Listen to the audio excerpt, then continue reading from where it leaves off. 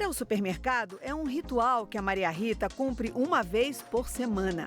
A advogada aposentada compra só para o consumo imediato, claro.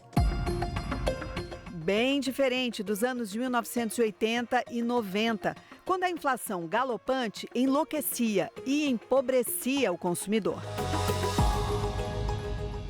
A gente ia dormir, o preço era um, quando acordava era outro. A loucura dos preços não para por aí.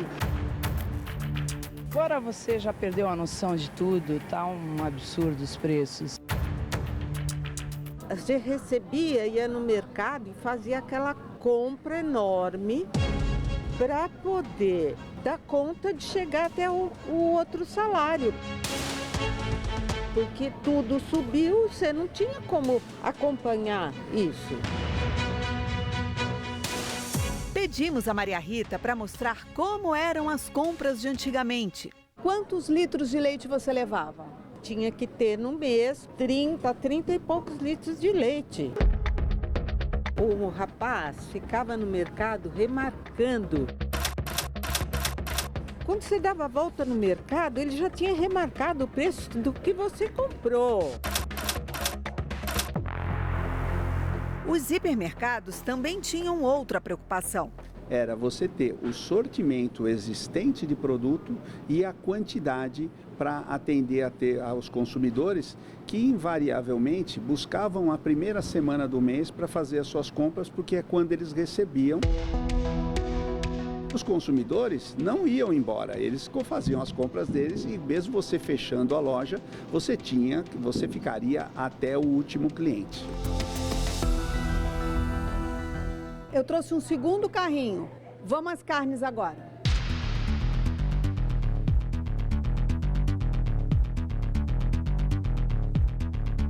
Na era da hiperinflação, a estratégia de comprar muito e o quanto antes gerou hábitos de consumo que impactavam até as casas dos brasileiros. Levava vantagem quem tinha freezer para armazenar carne, armários, despensa, um espaço que fosse para guardar os itens de primeira necessidade. O que só era possível porque as cozinhas dos imóveis de antigamente eram grandes assim. Ainda bem que estocar comida não é mais uma necessidade. Imagine nos apartamentos de agora, enxutos. Ou caberia o morador, ou caberiam as compras. O Brasil teve 8 moedas desde a independência em 1822. Plano econômico e um atrás do outro, sem sucesso. Com a chegada do real nesse 1º de julho, o Brasil tem a oportunidade de mudar de forma definitiva o curso da sua história. Só o povo, com a sua vigilância e seu empenho ético, poderá assegurar-lhe êxito permanente. Foi o real que mudou os hábitos e colocou o Brasil no mapa dos países com estabilidade monetária. Sabe quanto era a inflação antes do lançamento da nova moeda? 47,5% ao mês. Aí, o primeiro mês de vida do real deu uma inflação de 6,8% em um mês. Gustavo Franco integrava a equipe de economistas que criou o real, comandada pelo então ministro da Fazenda, Fernando Henrique Cardoso, no governo de Itamar Franco. Pedro Malan estava na presidência do Banco Central. Havia na sociedade brasileira uma demanda para que algo fosse feito. Não deveria ser um programa que pegasse de surpresa a população, tivesse transparência e que evitasse qualquer tipo de congelamento, que nós já sabíamos que não davam certo. Foi em nome da transparência que FHC ocupou 20 minutos do programa Silvio Santos em 1994 para explicar a importância do Plano Real e como ia funcionar a URV.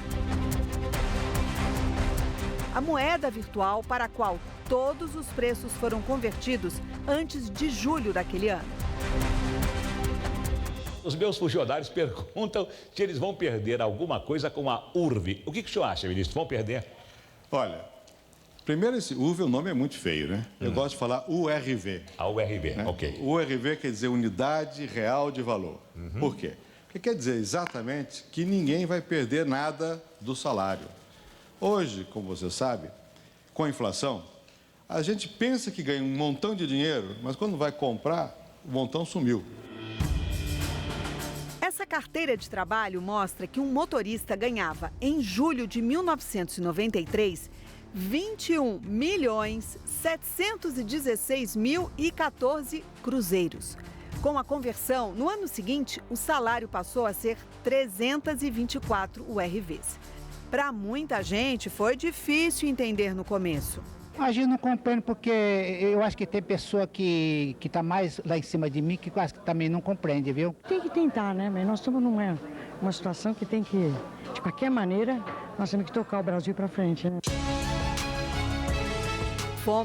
Nos livramos da inflação sem controle, que era como uma doença matando a sociedade.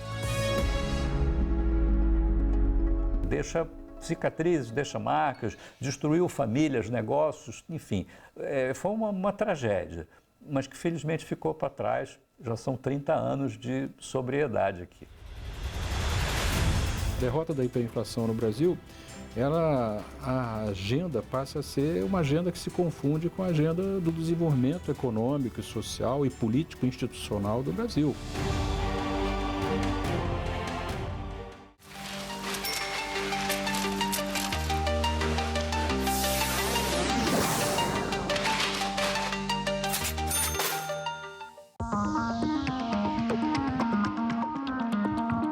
Ligações que você faz hoje rapidamente, pagando muito menos, transformaram o telefone de disco em peça de coleção.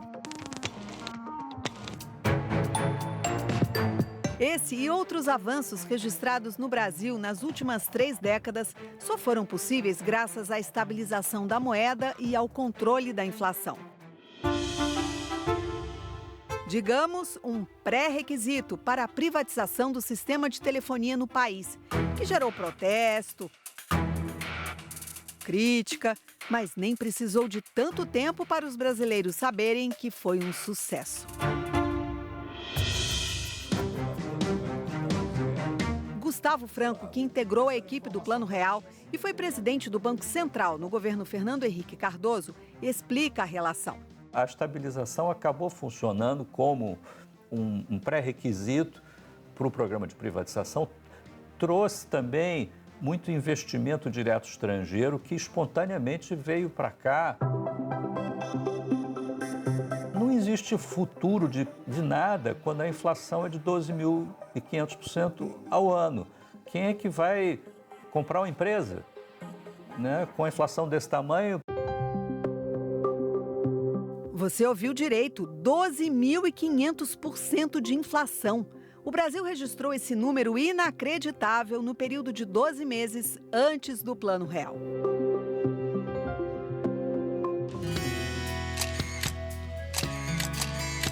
Esta casa da foto começou a ser erguida no período de hiperinflação.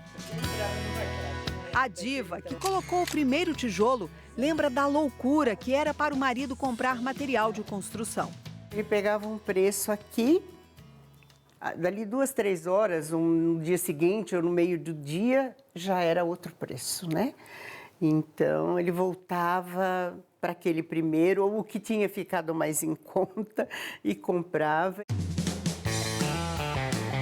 6 anos até ficar pronta, com direito a uma história muito comum naquela época. Aconteceu quando a família foi comprar as camas novas. Chamamos o vendedor, tal. Então essa cama. Descemos para passar, para fazer o pedido. Aí quando chegou na hora de colocar o preço, não era aquele que nós tínhamos visto. Não, mas não é esse o preço. Já tinha subido? Já tinha subido o preço. Os jornais com mais de 30 anos nos relembram da quantidade de zeros que a inflação impunha aos preços de então. Esse aqui é do dia 3 de fevereiro de 1991. Na página com as ofertas de uma loja de departamentos, tem geladeira a 62.900. O toca-fita para o carro, 72.900. Em que moeda? Nessa época era o cruzeiro. O comercial da loja de carros também refresca a memória. Gol GTI, 0 bala, de 3.521.000 por 2.599.000 cruzeiros e para pronta entrega. Preço parcelado em no máximo 6 meses, porque financiamentos mais longos, com parcelas iguais, são uma conquista que veio só com o real. 30 anos depois, parece que foi simples, né? Mas não foi.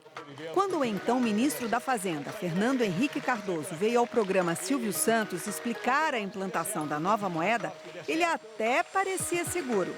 O senhor pessoalmente acredita que com esse plano e com a colaboração de todos, nós tenhamos possibilidades de reduzir muito a inflação? Olha, de acordo com a nossa programação, certamente, na pior das hipóteses, no segundo semestre, a inflação acaba. Ela vai lá para baixo. Quando nós criarmos o real, a nova moeda, ela acaba. Por que não faz já? Porque a população tem que participar, tem que entender. Muita gente, inclusive, passou a andar com essa calculadora de bolso para fazer conversão de preços para cruzeiro, real e consultando uma tabela que era corrigida diariamente. Havia muita tensão. Todos tínhamos uma ideia que tinham riscos envolvidos, como tudo no Brasil tem seus riscos. E o real não foi exceção. Uma coisa é você ter uma primeira vitória e reduzir dramaticamente a hiperinflação. E a outra é você assegurar a consolidação dessa vitória, dessa busca de estabilidade de preço, numa perspectiva de médio e longo prazo. Com a chegada do real nesse 1º de julho. Quando o Plano Real foi lançado em 1º de julho de 1994, R$1 valia $1. Isso encarecia as exportações brasileiras, assustava a indústria nacional pela concorrência dos importados. A paridade dólar-real, acompanhada de altas taxas de juros para conter a demanda, dava muita munição contra o governo. Os juros eram altos, né? Nós estamos falando de taxas de juros nominais acima de 20%, 25% em alguns casos, em alguns momentos. Por uma inflação aí em torno de 9%, 10%. Em 1998, 4 anos após o início do Plano Real, a taxa de desemprego subiu bem. Em janeiro do ano seguinte, o governo desvalorizou o real e salvou a economia. Deu tempo antes da aposentada Maria Rita aproveitar o dólar barato e fazer o que a classe média sonhava antes: viajar para o exterior. Eu fui para Nova York, Los Angeles, várias cidades dos Estados Unidos. Deu para fazer muitas compras em Miami. O Delfim guarda e comercializa vários produtos daquela época, quando o sonho de consumo dele também ficou acessível. Eu comprei o tênis importado, aí eu comprei um relógio legal. Fui comprando. Com R$1 você fazia a festa.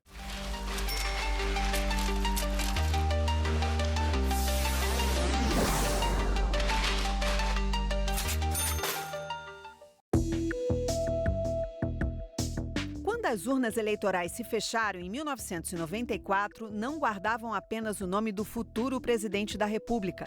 Elas traziam o sim da população ao plano econômico que controlou a inflação. Fernando Henrique Cardoso foi eleito para o Palácio do Planalto em primeiro turno, com 55% dos votos, invertendo uma tendência que a campanha mostrava. A televisão divulgou o resultado de uma pesquisa, colocando Lula em primeiro com 36 e o senhor com 22. Se for isso, é bom para mim, que eu estou subindo e ele está caindo, mas eu não sei se é assim. Os números mudavam conforme o poder de compra aumentava. 99 centavos, uma dúzia de ovos. Um azeite argentino, R$ 2,99. 1 centavo. Aqui, olha, o alface para você. Paulo Artung, que foi deputado federal, prefeito de Vitória e governador do Espírito Santo, lembra que antes do real, FHC tinha dúvidas até se conseguiria se reeleger senador. Mas após o plano... Ele chegou no aeroporto de Vitória como candidato. E uma euforia, você imagina, parecia que um cantor muito famoso aí estava chegando e eu brinquei com ele, né? Falei assim, olha que diferença, né? E foi justamente a força da estabilidade da moeda. Ele estava no Nordeste, ele subiu numa cidadezinha e ele viu as pessoas acenando com a nota de R$1. E aí as pessoas diziam, vale mais que o dólar, assina aqui para mim, queria um autógrafo dele. Ele virou para o assessor e disse, vou ganhar a eleição, conquistei corações e mentes. O cientista político Rodrigo Prando lembra também que o sucesso do pai do real ajudou um partido a ganhar destaque. Foi o voo dos tucanos. O PSDB ganha uma dimensão nacional, uma importância que de fato o partido não tinha até aquele momento. Eu participei desse plano, coordenei esse plano. Na oposição, não foi pouco barulho, apontando o real como um plano eleitoreiro com efeitos de curto prazo. O próprio presidente Itamar Franco, no lançamento do plano, respondeu. A grandeza dessa conquista transcende as circunstâncias do tempo eleitoral. O real é a conquista política de todo o povo brasileiro, exausto das injustiças, que a inflação agrava. Poder de convencimento, o FHC já tinha mostrado, junto ao Congresso e ao consumidor, para o real sair do papel. Segurar os políticos era uma tarefa muito complexa, que Fernando Henrique fez de forma espetacular, com o apoio do presidente Itamar. Foi essa dupla que nos deu a amplitude de ações que nós precisávamos para desenvolver algo com uma integridade no tempo e algo ambicioso o suficiente para atender essas expectativas de todo mundo. O real inverteu a lógica de vida no país. Para os mais pobres, por exemplo, que se transformaram em mercado consumidor, descobriram o sabor do iogurte, o valor de ter um franguinho na panela. E para os mais ricos e até para o poder público também, que até então se protegiam da inflação aplicando o dinheiro que sobrava no mercado financeiro. No meu primeiro ano de prefeito, o ganho com a aplicação financeira do dinheiro da prefeitura significou 20% da receita da prefeitura. A estabilização abriu caminho para várias mudanças. Marcos regulatórios, regime de metas de inflação, Banco Central independente, reformas da Previdência, trabalhista, tributária, teto de gastos. Nós tivemos logo pós-real, uma série de episódios de crise. Foram provas às quais o real esteve submetido e teve que usar a taxa de juros como sendo o instrumento mais efetivo para defender, né, o real. É tudo uma questão de dose, né? O remédio na dose errada vira veneno.